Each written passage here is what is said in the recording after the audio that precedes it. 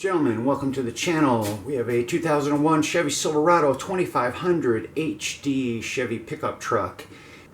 The tow haul mode will not come on. If you're like me, you went out to YouTube, you tried to find out what was going on, and what you probably found was a bunch of guys who take the column apart and find a stressed wire that's become weak from metal fatigue.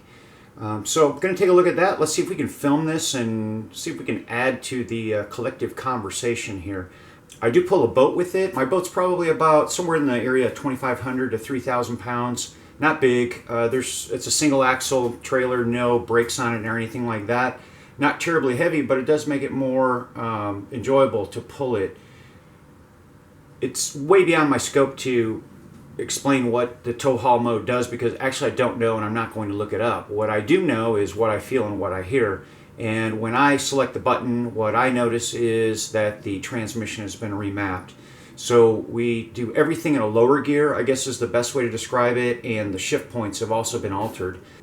So it makes it a little bit more snappy, taking off from a red light, and you know, there's plenty of those. So it is noticeable. I've been pulling all summer long without it, so it can be done. It's just my preference, and I would like to get this fixed if I can do it with you know, reasonable cost, reasonable effort. 164,711 miles on it, and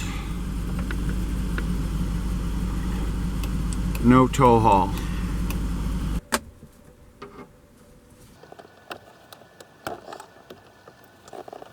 I don't see a broken wire yet. I was really expecting that. I keep disassembling. So remove the bezel.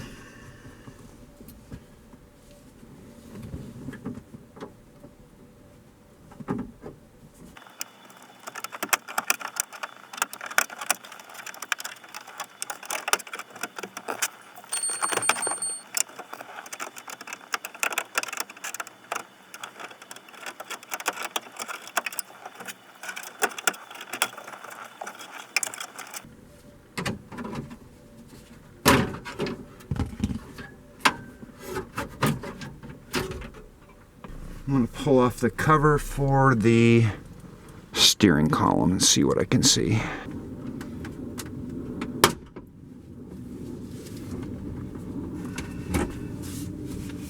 Great to really pull on this column cover here because it's tucked back underneath the wheel here, and man, this stuff is old, right? It's like, God.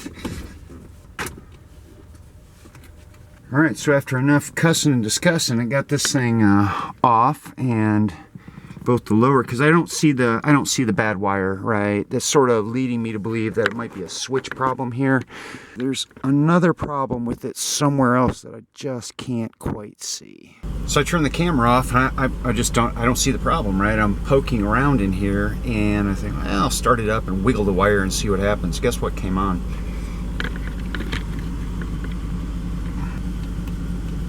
So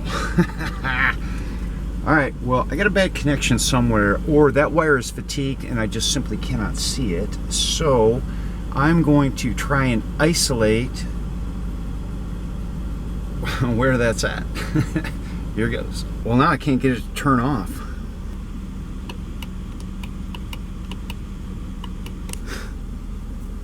Well, what I think I'll do is pull the gear selector off. It's a T30 Torx, and see if I can discern something there.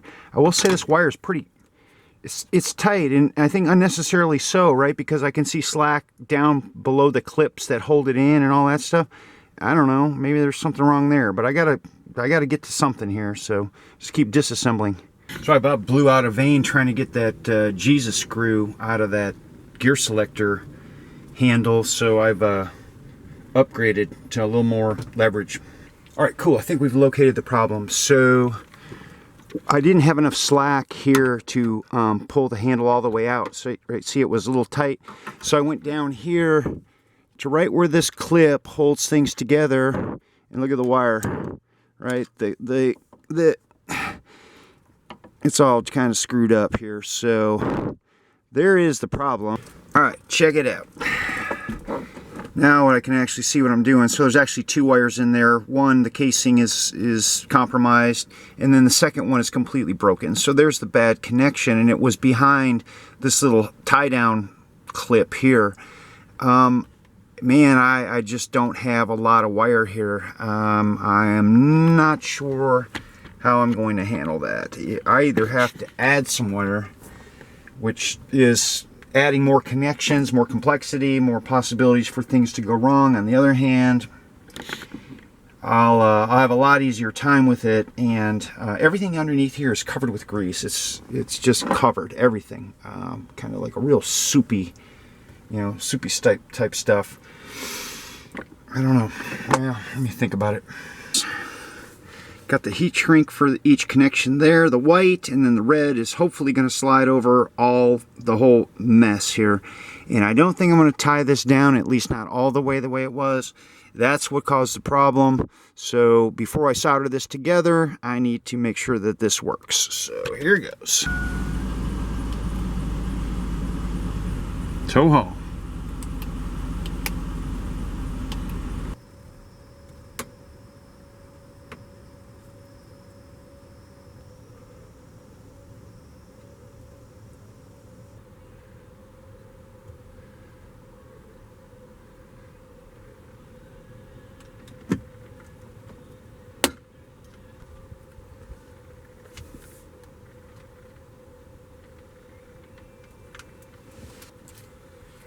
God, did I struggle with this soldering job.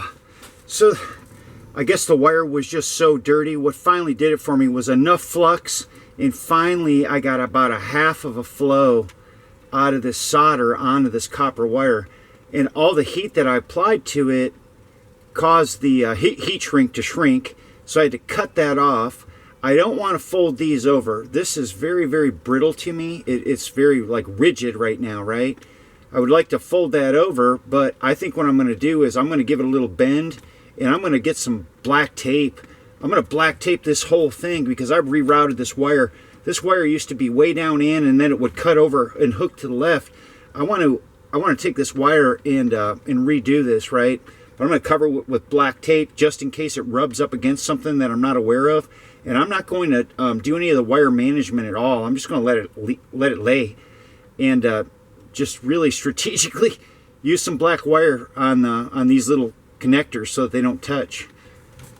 I feel like I just bandaged a dying patient out on the battlefield. It was a life and death situation. Crazy, crazy stuff. So now let's see what I can do with this thing.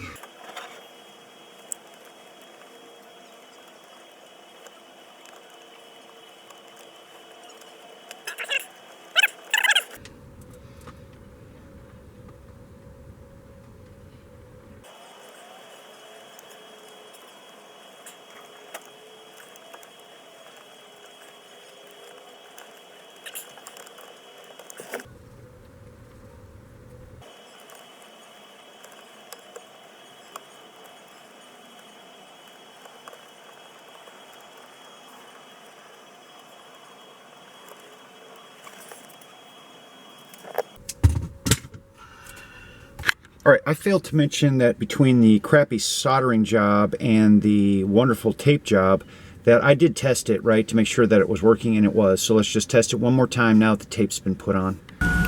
Cool, works. All right, so now I'm gonna reassemble. I don't think I'm gonna tape that. You guys kind of get it, right? It's just a lot of struggling with tight plastic, old plastic, being careful, don't break it. And then I'll show it one final time. So I finished up yesterday and realized that I never finished this up with the finished bezel all put back together and the button working. Here it is.